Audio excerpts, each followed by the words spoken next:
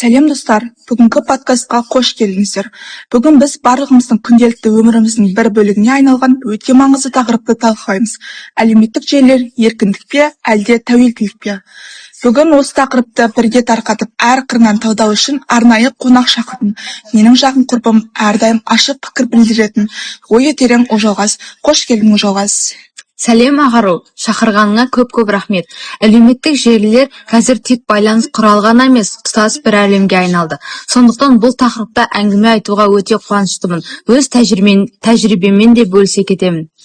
Біздің подкастымыздың бірінші бөлімі әлеуметтік желілердің оң жақтары, яғни еркіндік жағы. Осыған тоқталып өтсек. Әуелі жақсы жақтардан атап өтейік. Шын мәнінде әлеуметтік желілер бізге үлкен еркіндік сыйлайды. Ақпарат алу бұрын ешқашан мұншалықты оңай болмаған. Иә, расында. Бұрын ақпаратқа қол жеткізу үшін кітапханаға бару, газет күту, теледидар қосу керек болатын. Ал қазір кез келген жаңалық бір минутта қолыңда. Тіпті әлемнің екінші шетінде не болып жатқанын тікелей эфир арқылы да көре аламыз. Сонымен бірге адамдармен байланыс орнату да жеңілдеді. Алыстағы жақындармен, шетелдегі достармен, тіпті бұрын кездеспеген адамдармен сөйлесу бәрі оп-оңай. Қазір жаңа орта табу деген бөлек әңгіме. Бірдей қызығушылықтағы адамдармен бір қауымға қосылуға болады. Кітап оқитындар клубы, саяхатшылар тобы, тіпті психологияға қызығатын қауымдастықтар. Әлеуметтік желі адамдарды біріктіруші үлкен бір құралға айналды. Иә, тағы бір үлкен плюс шығармашылықты дамыту мүмкіндігі. Бұрын өнеріңді көрсету үшін сахна, студия керек болса, қазір қарапайым телефон жеткілікті. Иә, TikTok, Instagram, YouTube бәрі адамдарға өз ойын еркін жеткізуге мүмкіндік береді. Көп адам хоббиін кәсібіне айналдырып, табыс тауып отыр. Шығармашылықпен айналысу ешқашан мұншалықты қолжетімді болмаған. Білім алуда үлкен артықшылық болып табылады.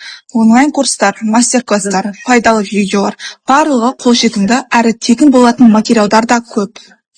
Дұрыс қолдана білсең, әлеуметтік желі өзіңді дамытуға арналған үлкен алаң. Мәселе оны қалай қолдануда. Иә, дұрыс айтасың. Подкастымыздың екінші бөлімі теріс әсері тәуелділік жағы. Енді минустарына тоқталсақ. Бірінші кезекте уақыттың босқа кетуі. Бағдарламаны бір ашып қарасаң, көзді ашып жұмғанша бірнеше сағат өтіп кеткенін байқамай қаласың. Иә, бұл бәрімізге таныс жағдай. Кейде бір видеоны ғана көремін деп кіресің, бірақ алгоритм саған қызықты болып көрінетін видеоларды үздіксіз ұсынып, шығуға мүмкіндік бермейді. Соның салдарынан уақыт жоғалады, көптеген жоспарлар бұзылады. Және ең маңыздысы психологиялық тәуелділік. Лайк саны, қаралым, пікір, бәрі адамның өзінің құнын интернеттегі реакциямен өлшей бастауына әкеледі. Иә, олардың өмірі керемет, неге менікі ондай емес деген сияқты ойлар туындауы мүмкін. Шынайы өмір мен виртуалды өмірді салыстыру адамды күйзеліске түсіретін факторлардың бірі, әсіресе қазіргі жастар үшін. Тағы бір мәселе шынайы қарым-қатынастың азаюы. Бір үстелде отырып-ақ әрқайсысы телефон ұстап отырған жағдай жиілеп кетті. Ақпараттық улану да бар. Жалған ақпарат, агрессия, негатив контент бәрі адамның психикасына әсер етеді. Желідегі шудың арасындағы кейде өз даусымызды да жоғалтып аламыз. Дұрыс айтасың. Подкастымыздың үшінші бөлімі шешім және тепе-теңдік. Енді барлық мәселенің шешімі бар. Әлеуметтік желіні саналы қолданудың да пайдасы өте зор. Иә, әрине. Мысалы, өзіңе уақыт лимитін қою. Яғни, күн сайын әлеуметтік желіге қанша уақыт немесе минут бөлу керек екен алдын ала белгілесең, бақылау жеңілдейді. Керексіз парақшаларды өшіру психологиялық жағынан да жеңілдік береді. Цифрлық гигиена деген ұғым бар. Бұл экран алдында өткізетін уақытты бақылау, ақпаратты фильтрлеу, токсик контенттен аулақ болу. Бұл да маңызды дағды болып табылады. Ал цифрлық детокс уақытша желіден толық шығу. Бір апта немесе бір күн, кімге қанша уақыт керек.